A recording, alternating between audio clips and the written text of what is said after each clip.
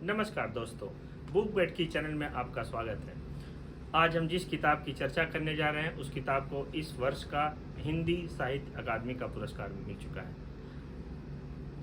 बिल्कुल सही, श्रीमती गगन गिल की पुस्तक जब तक मैं आई बाहर को इस बार का साहित्य अकादमी पुरस्कार मिला है। तो अच्छा होता है कि अगर हम उन पुरस्कृत रचनाओं को पढ़ें, उनकी विशेषताओं को ग्रहण करें और उसमें जो हमारे लिए अभिष्ट है, जो हिंदी साहित्य के लिए अभिष्ट है, उसको हम सीखें। जैसा कि मैंने बताया कि श्रीमती गिल को इसी साल साहित्य अकादमी का पुरस्कार मिला है हिंदी साहित्य में। थोड़ा सा मैं डिस्क्लेमर दे दूं, मेरी कविताओं की समझ थोड़ी सी सीमित है, थोड़ी कमज़ोर है, क्योंकि मुझे लगता है कि एक कविता के कई अर्थ हो सकते हैं और सबको शायद मैं न समझ पाऊँ। इसलिए इन कविताओं पर सीमित रूप से ही अपनी समीक्षात्मक दृष्टि डालता हूँ। हाँ, अपनी पाठकीय प्रतिक्रिया जरूर लिखता हूँ मैं। जब तक मैं आई बाहर, बदल चुका था मर्म भाषा का, मंत्र का अर्थ वही न था, अब मंत्र किसी काम का न था। यह जो है कविता मैंने सुनाई, यह कविता इस संग्रह की अंतिम कविता है। यह दुनिया में हो रहे एक बदलाव की कविता है। यह संक्रमण काल की कविता है। रंग, भाषा, अर्थ और बदलते मर्म को समेटते काल की गाथा सी लगती है। कुल 4 खंडों में यह पुस्तक विभक्त है और 52 कविताएं हैं टोटल, 52 पोएम्स। जो एक चीज़ कॉमन है, बहुनिष्ठ है, वह है लक्षणा और व्यंजना की अधिकता। कविताओं में अभिधा शब्द शक्ति बहुत कम मिलती है। सीधे सपाट तरीके से कुछ भी नहीं कहा गया है। सबके एक व्यंजनार्थ है और एक लक्षणार्थ है। पहली कविता, अब बात अंतिम कविता की हो गई तो पहली कविता की भी हो जाए। पहली कविता मैं आपके सामने प्रस्तुत करना चाहूँगा। तुम सुई में से निकलती हो, मैं धागे में से। तुम सुई में से निकलती हो, मैं धागे में से। माँ कौन सी बखिया, माँ हम सिले जा रहे हैं सदियों से, न खत्म होती ये तुरपाई। माँ न धागा न कहीं छोर है इस चादर का। यह जो पहली कविता संग्रह है, जो पहली कविता इस संग्रह की है, आगे की कविताओं की जो गूढ़ता उसमें है और जो सूक्ष्मता है, उसकी सूक्ष्मता, दूरता, गूढ़ता की हमें सूचना दे देती है। यह एक विवश माँ और उसकी संतान के बीच जो चिथड़ा सुख है उस पर उसकी एक सूचना भर है। और आगे की कहानी तो बहुत लंबी हो सकती है।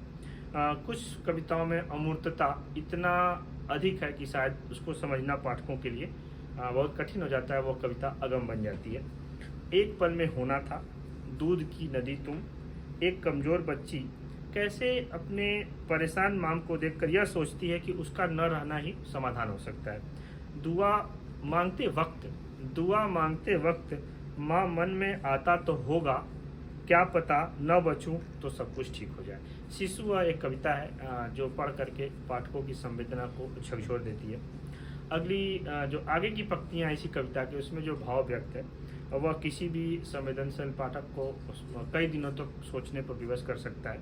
मालूम नहीं शिशु वह तुम्हें चाहिए था भी कि नहीं। शायद वो बच्ची फिर माँ से पूछती कि क्या मुझे ज़रूरत भी थी क्या। अगली जो विशेषता है कविताओं की वह है निरर्थकता बोध।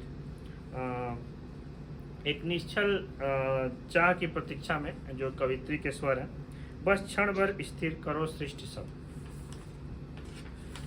परिस्थितियों की विषमता आपके निर्णय को अनिश्चितता की तरफ धकेल सकती है। श्रीमती गगन गिल एक कविता में कहती हैं, झेलनी न हो गर सांसत, अंडा तोड़ूं क्यों, अंडे से निकलूं न बाहर, न निकलूं मैं घोंसले से। अचानक न होते हुए धीरे धीरे सब कुछ अदृश्य होना। ऐसा होते होते के बीच में आदमी कैसे आदमी की पुकार से दूर हो रहा है, यह वाकई परेशान करने वाला है। धीरे धीरे होता है अदृश्य सब, दूर हर पुकार से। दुख के क्षण निश्चित हैं और इन्हें टाला नहीं जा सकता। दुख के दिन अलग थे, रात के अलग थे। दिन में उन्हें छिपाना पड़ता था और रात में उनसे छिपना पड़ता था। शब्द अगर उचित स्थान तक न पहुँचे तो क्या क्या हो सकता है, कवित्री ने इसको स्वर दिया है। शब्द जो मुझे कहना था, चुपके से तुम्हारे कान में फिसल गया मेरे मुख से, उड़ गया हवा में, और घुस गया जल में। कुछ कविताओं में जो सर्जना की संभावनाओं के अंकुर हैं वह भी फूटे हैं। ऐसा नहीं कहा जा सकता कि सिर्फ निरर्थकता ही है। मेरे पास मिट्टी थी, मेरे पास मिट्टी थी, तुम्हारे पास जल, अगर सिंच देते तो छाया बनती, शायद न भी बनती। शायद एक असंभावना भी है कि नहीं भी बन सकती थी। और सबसे अंतिम बात है कि जो सब कुछ जानने के बाद न छूटे वही तो मोह है। मालूम था साथ नहीं जाएगा, मालूम था साथ नहीं जाएगा, कुछ यहीं छूट जाएगा सब फिर भी।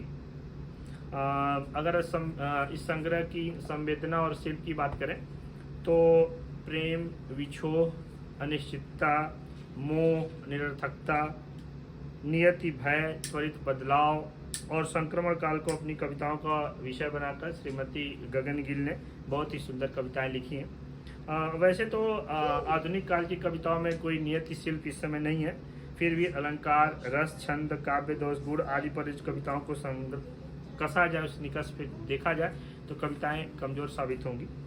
और लेकिन अगर संवेदना कविता की निकष है तो पूरे के पूरे 100% अंक कवित्री को दिए जाने चाहिए।